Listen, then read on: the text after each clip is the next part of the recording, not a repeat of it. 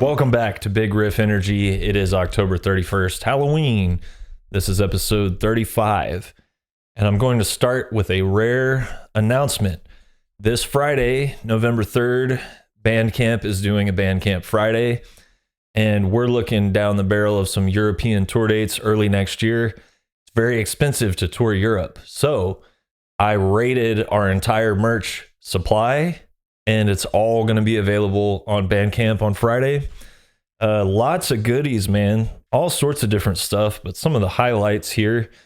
Curse of Conception vinyl, right? Transparent blue. This is the Century Media pressing. It's got a bonus track, Man of Constant Sorrow, which was recorded around the time of the first album, Chained to Oblivion, for our split with Chemist. Someone will get mad about the way I'm holding this vinyl, but they're a lot more resilient than you think. So these are pretty limited. I've got copies of Forge Your Future that are limited European presses. So Ultra Clear, which is like basically invisible vinyl, and Orange. And they have an etched B-side. The guy on the front cover with the wand going through the portal, he's etched on the B-side. This is the most rare thing that I found because there's only one of them. Divided by Darkness on, I guess this is neon orange, and there's only one. I have a personal copy. I think these are widely available in Europe still through Century Media, but this album has been out of print in the States for a minute. This version of it also has a bonus track, Eyes Were Not Alive, which we recorded for our Decibel Magazine Flexi single. If you are listening to this or watching this and you want to just buy this copy of Divided by Darkness from me, even though I'm holding it not the way you're supposed to, write me at bigriffenergy@gmail.com and we can work it out. And if there's anything else you want, hit me up. We have a few shirt designs, but it's like limited sizes and stuff like that. We've got all the records from Curse through the new one, with the exception of Enlighten and Eternity. That's long gone on vinyl. We do have CD, but yeah, I want to offer you guys the opportunity, being supporters of this channel and this podcast, to get at some of this stuff before the general public. But if you just want to wait till Friday, it'll be up. spiritadrift.bandcamp.com. We need to take advantage of these Bandcamp Fridays while we can, because who knows when Bandcamp will fully and totally succumb to their corporate overlords. They've been bought out twice in the last few years, but I guess this latest buyout resulted in half the people getting fired, which seems to be a pretty common theme these days. So spiritadrift.bandcamp.com on Friday. They waive all their fees, so it helps us out. Or if you want to get at stuff earlier than that, write me, bigriffenergy@gmail.com, and we can work it out from there. This is sort of going to be a Halloween episode, in so much as I have a Halloween shirt on and there's a skeleton involved. But I'm going to start with some fan questions. Juan. Hi, Nate. My name is Juan. I'm a 31-year-old metalhead from Argentina, currently living in New Zealand. I think I was browsing YouTube on my days off, like I always do, trying to discover new music or info on bands I already like. I stumbled onto your Revolver video on 90s metal bands. My favorite decade by far. I fanned out on records that I love and discovered new bands as well, including Spirit Adrift, which is now a new favorite. Watching your thrash top 10 video, I wanted to recommend a legendary 80s, 90s Argentinian band called Hermetica. Check out any of their 3 studio albums. They're mind-blowing. I hope you don't get thrown off by the Spanish language. Their lyrics speak about social injustice, the occult, and the bloodshed that is our history and all Latin America, among other things. Production isn't the best, and some of the influences are way on the nose, but it kicks ass. Meant a lot to heavy music at the southernmost part of the world. Thanks for the riffs, videos, words, and inspiration. Thank you, Juan. I definitely don't get thrown off by the Spanish language. I love brujeria, and I have since I was a young kid. And asesino, those are two of the more, I guess, mainstream Spanish language metal bands, but they reached me in Little Bartlesville, Oklahoma when I was growing up. And man, I checked that band out. They're sick. I really dig it. So thanks for the recommendation. Hermetica. Everybody should go check that out if you like thrash. Yeah, dude, I remember actually your question brought a fond memory up of taking Spanish in high school. I think it was either my freshman or sophomore year. And there was this kid who like perpetually was getting held back. I call him a kid. He's a fucking grown ass man. He had full mustache and yeah, he was a grown man that was still in whatever 10th grade. But his name was Rafael, and we ended up sitting next to each other in Spanish class. And this dude was pretty known in town for not really caring so much about the law or safety. We'll just say that. But he was into like Slipknot and stuff like that was big at the time. And I remember fucking off in Spanish class and him like playing me Slipknot out of his Walkman earphones or whatever. But he had never heard brujeria. And, obviously the motherfucker knew Spanish already. He was just taking that class to breeze through it or whatever. But I remember playing brujeria for this dude the first time, and me and that fool bonded over, he was like, yo, this is the most evil shit I've ever heard. He had never heard of a band that heavy or that evil singing in Spanish. So I actually love that. I think there's something cool just about hearing heavy, scary bands singing words that sound cool phonetically, but you maybe don't even know what they're saying. And that could be said for a lot of bands that sing in English, old school death metal bands and stuff like that. But me and Rafael bonding over brujeria sort of saved me from getting retaliated on a couple years later when some stuff went down. So yeah, I'm a fan of Spanish language metal. Also, it's cool to hear, Juan mentioned the Revolver video that I did talking about 90s metal bands. And Revolver wanted me to talk about the 90s because it's kind of like a popular subject right now. I didn't pick that topic, but I sort of made the best of it, and I sort of cheated too. And some people called me out, like talking about Trouble. Trouble was really kind of more of an 80s band, started in the 80s for sure. But I kind of like fudged it a little bit to get to talk about bands that I really loved. But anyway, it's cool to hear that stuff like that works sometimes, because the vast majority of interviews and stuff like that I do, I don't think anybody sees them. Like these weird random episodes of me just talking about nothing get more views than most of the interviews I've done, which is why, part of why I've started really taking this seriously.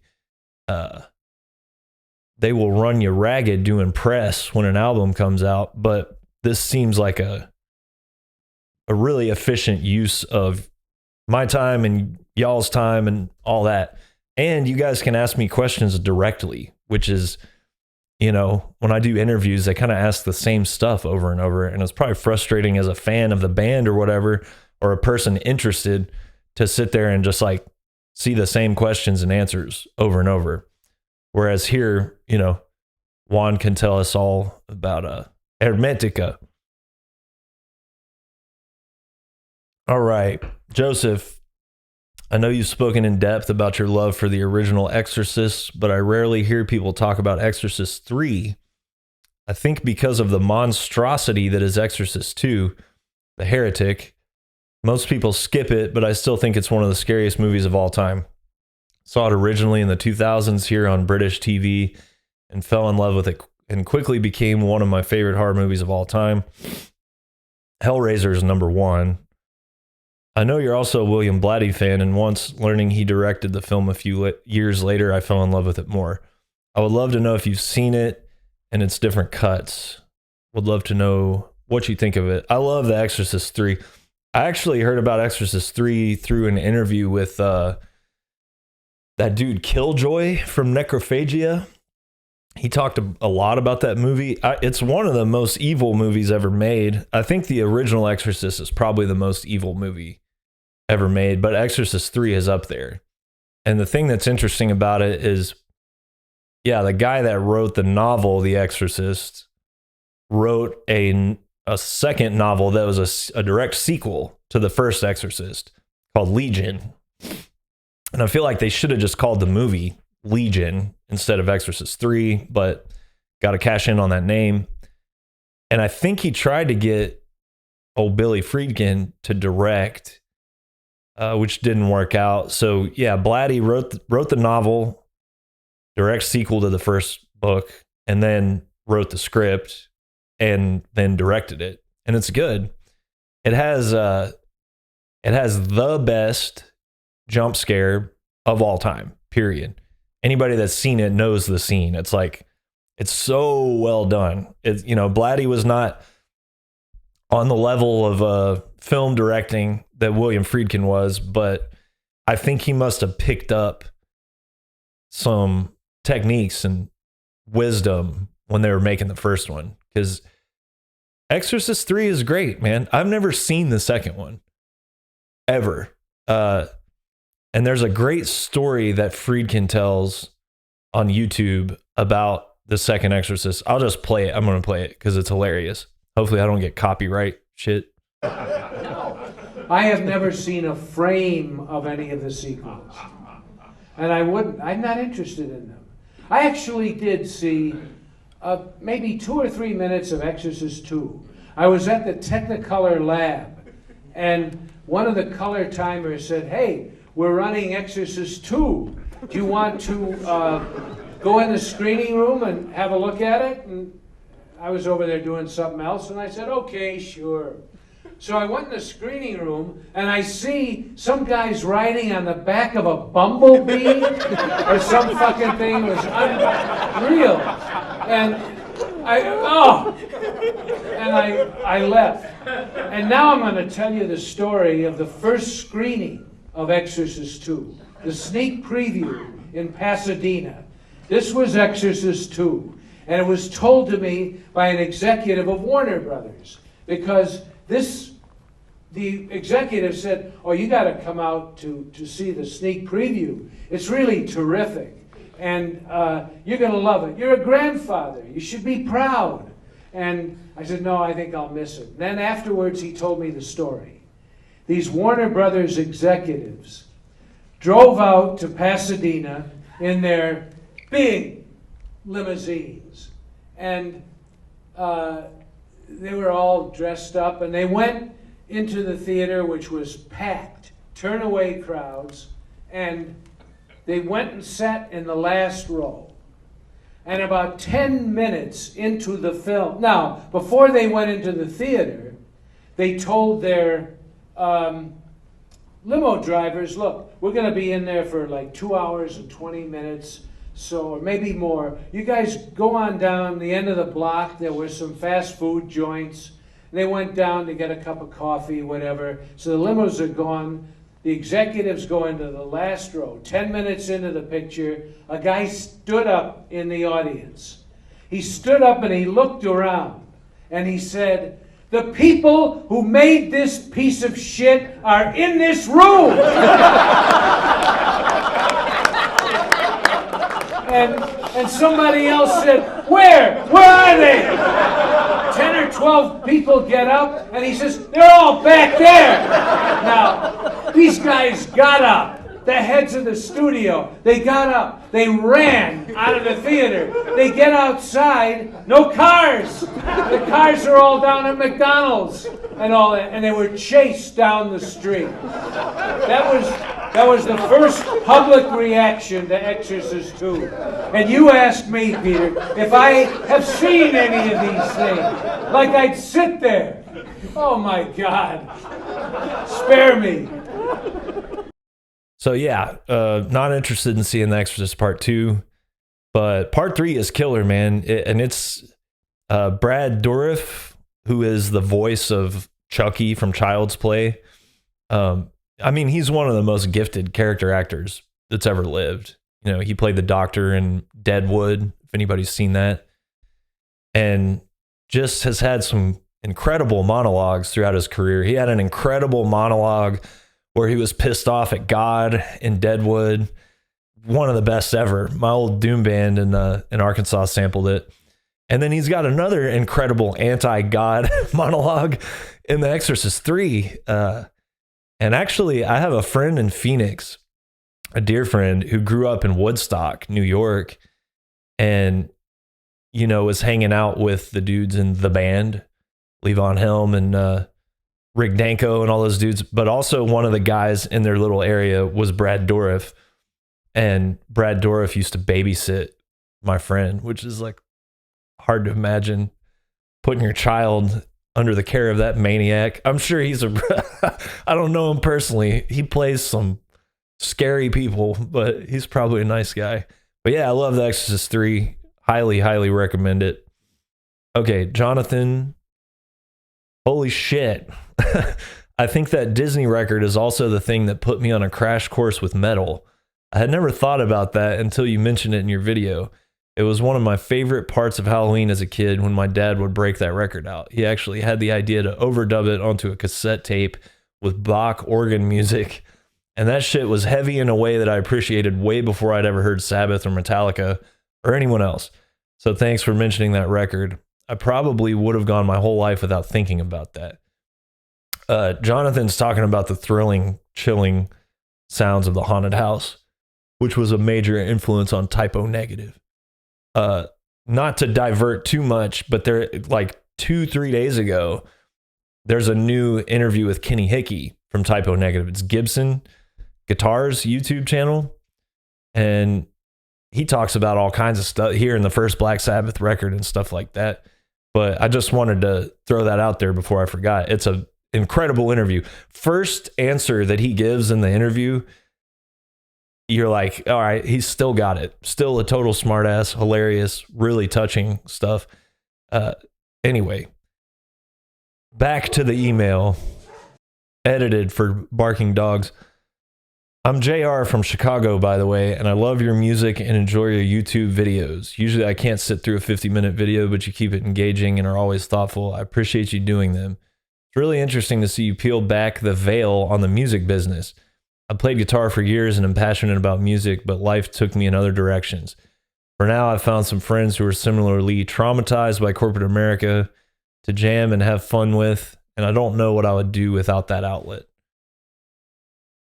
You know, it's funny. I got a comment, which I'm going to have to stop reading the comments. I guess it's a good sign when the low IQ stuff starts showing up on the podcast videos and not just the whatever top 10 lists and stuff. But it's interesting how a lot of commenters, the comment section has no filter, and there's no, the level of entry to the comment section is very open and easy. And I feel like making people write an email weeds out a lot of stupidity. So I appreciate your email. I had a comment of somebody that basically said the opposite. They're like, you shouldn't talk about stuff that is wrong with the music business. No. All right, back to the email. So random band recommendation. Have you heard of Messa, Messa, which is a kind of doomy band from Italy? I just saw them here in Chicago on Sunday and think they are headed to Texas soon. I highly, highly recommend them. No one has really heard of them in the US, but they really deserve some attention. They have a very original sound. Singer has the voice of an angel, but she keeps to simple-ish melodies that fit the music. Everything is just extremely well crafted and tasty, and yet this band is playing tiny clubs and selling their own merch. Usually I wouldn't refer to metal as classy, and I'd probably be wary of any metal band that somebody used that word to describe, but this manages to be extremely heavy, beautiful and artful all at once. Could go on about the musicians as well, but I want to keep it short. Hope you're able to give them a listen. Yeah, dude, I love Mesa. I've been listening, I guess that's how you say it, Mesa. I've been listening to them since the first album, and I checked out that most recent album, and it's a case where the first song is so good that I just kept going back listening to the first song.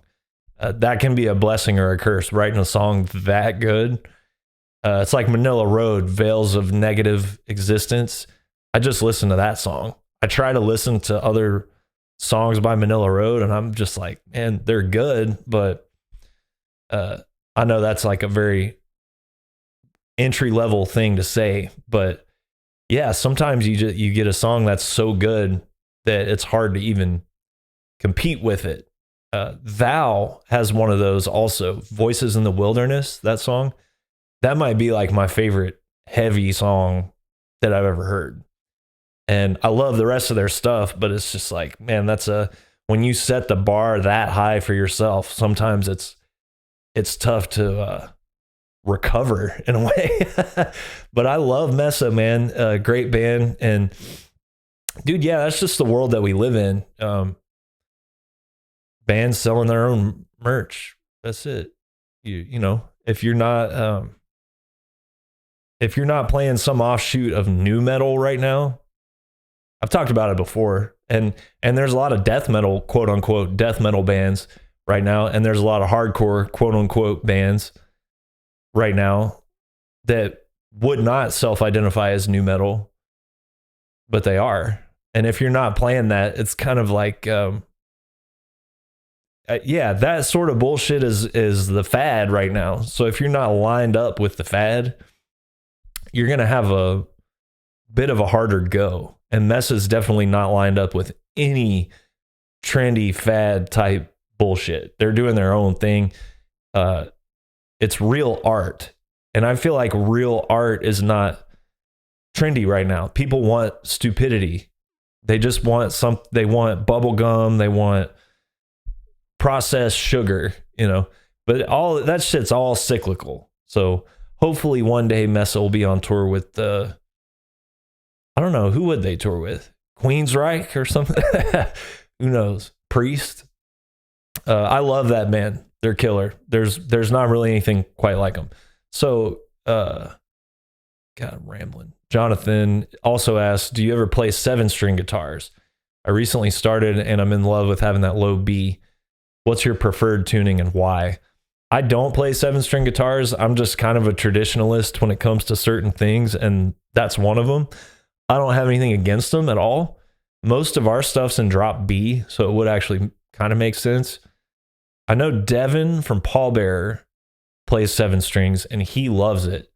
I seem to remember it taking him some getting used to, and I think they tuned it A, either drop A or A standard or something like that. So it really works for him. But Brett from Pallbearer plays 6 strings. I think he's actually playing a Billy Corgan Reverend signature now. But I don't mess with 7 strings. It just makes me think of Korn and nu metal bands like I was just talking about. If Wino or Billy Gibbons ever starts playing a 7-string, I'll think about it. But I don't think that day will ever come. He also asked, what's your preferred tuning and why? Dude, honestly, my preferred tuning is either standard tuning. There's a reason why the guitar was set up in standard tuning. I was talking to Kirk from Crowbar about that a while back because his new band, I Am, I'm pretty sure they're in standard tuning. So it just, man, and like Power Trip, standard, most bands, Metallica, most bands play in standard tuning. Most of my favorite bands. But when I was younger, I dropped everything a half step. So E flat standard. I think Thin Lizzy uses that at times. Slayer maybe at times. Trouble. Hendrix fooled around with it. Something about E flat standard. The entire Forge Your Future EP is E flat standard. And that's one of my favorite recordings I've ever been involved with. I think it holds up really well. And half of the new songs on Ghost of the Gallows are E standard, E flat standard and half or drop B. I didn't start messing with drop, like where you drop the low string more than the rest of the strings. I didn't start messing with that until I moved to Arizona. You know, bands that I played with in Arkansas, it was standard tuning format and you just drop everything. So like B standard, A standard. I think I messed around with a couple things like that, but I didn't start dropping that low string extra until this band Take Over and Destroy that I was in Phoenix. And then whatever tuning we were in, I think it was drop C sharp. Does that even make sense? Yeah, something like that. Drop C. So that would be like E flat standard with the bottom string dropped. So the first Spirit Adrift stuff is in that tuning. And then when I started playing with Gatecreeper, it was drop B.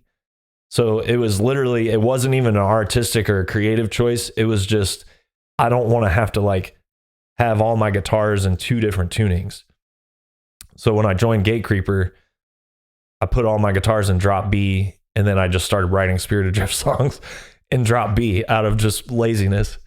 But preferred tuning is probably E flat standard. It feels good. It sounds good. The strings vibrate differently. They're not so like flopped out. I like playing super light strings.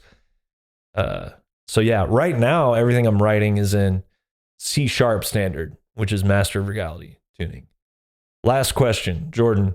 Hey man, couldn't agree more about Cannibal Corpse. Seen them several times and they beat my ass every time. I've also had a real deep-seated dislike for most major, in quotations, metal magazines and websites due to the reasons you talked about. Hate to be that guy, but most of what they cover doesn't even feel like metal or just plain sucks, honestly. Yeah. Also, as a fellow enjoyer of kick-ass riffs and traditional heavy metal, what do you think of the band Crypt Sermon? They haven't released anything in 4 years, but both albums they have out are great. I feel like they need to be talked about more than they are. Thanks for the great tunes, man. Can't wait to catch you guys next time you're around the Kentucky, Ohio, West Virginia area. I love that area, so hopefully we'll be back soon.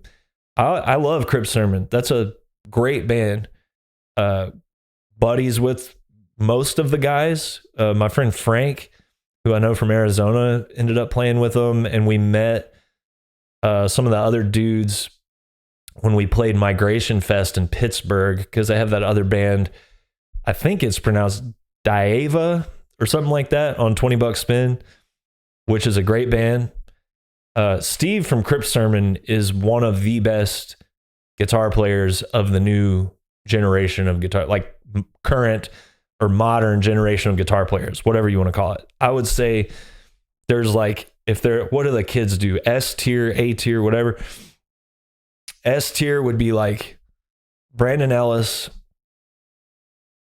from Black Dahlia Murder, Steve from Crypt Sermon, and I don't count YouTube guitar players. You have to be in a band that's toured and played fests or outside of your home area or put out records. So yeah, Brandon, Steve from Crypt Sermon, Tom Draper from Spirit Adrift and Hands of Goro. Those are the guys that come to mind, honestly. Arthur and what's the dude's name? John from Sumerlands and Eternal Champion. I would put them up there. Trevor from Haunt, I would put up there. He's really fucking good. Yeah, those are the dudes that come to mind. But yeah, I love Crypt Sermon, man. I wish there were more bands playing like what I would call real ass metal like that. I really love the first album. The last album, the songs are incredible, but I got thrown a little bit by the production. You guys know I keep it 100% honest on here. The production's really, really, really good. I think Arthur did that record, but the production's almost too good for me. Like, I'm not insulting the job that anybody did or the quality of it. In fact, I'm kind of saying the opposite. It's I like rock. I want it to sound good, but I want it to sound fucking dirty and mean and raw and wrong, a little bit wrong, you know? And yeah, but man, we were listening to that to that Crypt Sermon album a lot on the first Spirit Adrift European tour. It came out while we were on that tour, and we listened to it every day. And there's a song on there that kind of has like a dissection kind of vibe with clean vocals, which I thought was incredibly, like, the songs are great. The playing is 10 out of 10 for the music and the playing and the singing and everything like that. And I hope they make another album. So yeah, I love Crypt Sermon. Okay. Not many people can sing as good as that dude, you know. So in metal, it's like a dying art form. I'm going to talk about, speaking of dying, look at, hey, how'd that work out? Dead Again, Typo Negative. Somebody wanted me to run through these to the end, so I'm going to. I remember when this record leaked, I was like using SoulSeek or something, or LimeWire or something like that. Still using SoulSeek. And I downloaded illegally Typo Negative Dead Again, the new album. I was so psyched. And I played it, and I'm like, ooh, this sounds cool. And I realized every, I don't know, 15, 20 seconds, you hear Peter Steele go, "You are now listening to the new Typo Negative album, Dead Again," or something like that. I don't know what he said word for word, but he said it as slow and low and loud as possible. It was time stamped every 15 seconds over the entire record. So I don't know if that was, you know, they always open their albums with a joke, making people think that the CD's skipping or that their speaker wires are not connected or whatever. So maybe that was their version of the joke on the new album. But for whatever reason, when it came out properly, I probably listened to it once or twice. I could definitely remember the title track. But I didn't give this album a fair listen or a fair experience when it came out. And revisiting it, you know, within the past month or two after reading the Pete Steele book, it's great. It's great, man. It's got a couple little fun, jokey type songs. Like the title track is sort of just a New York hardcore song. Some funny lyrics, you know. "I can't believe I died last night. I'm fucking dead again." That's great, man. And then they have Halloween in Heaven, which is about like dead rock stars.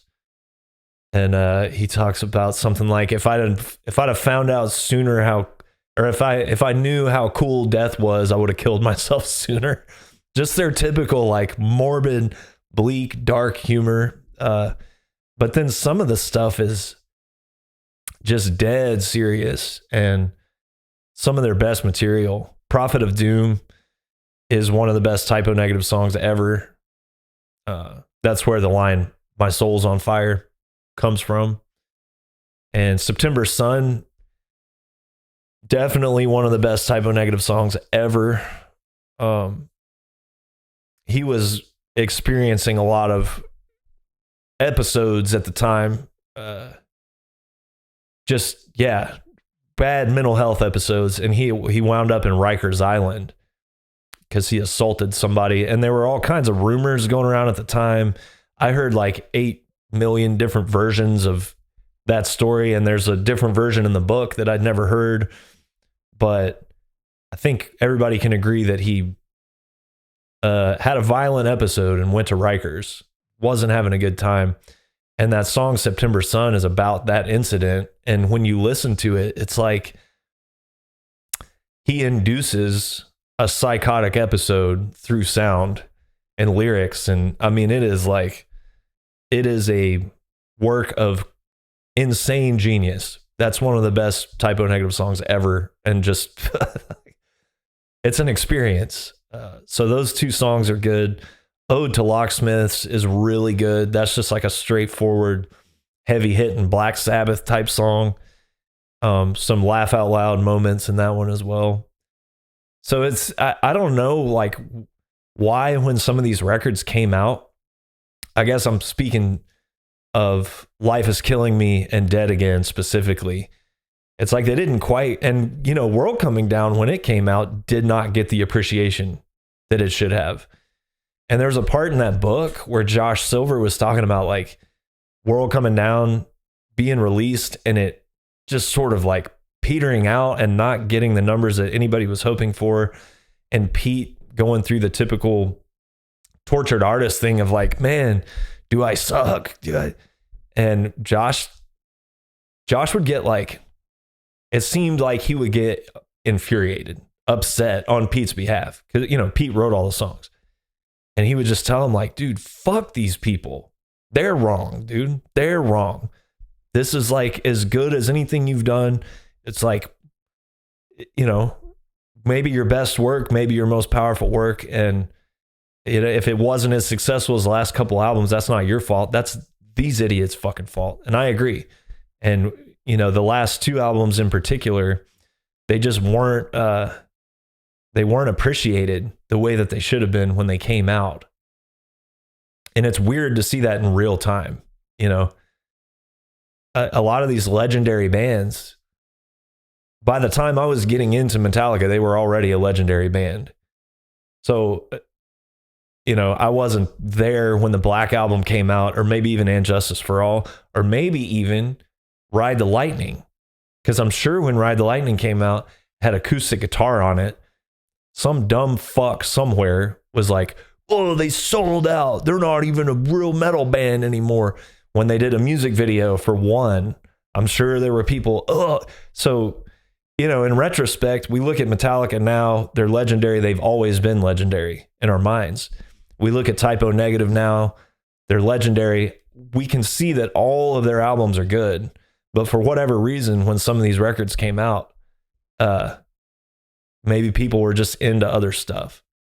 I know going into the late 90s, into the 2000s, it was the whack ass bullshit was peaking just like it is now.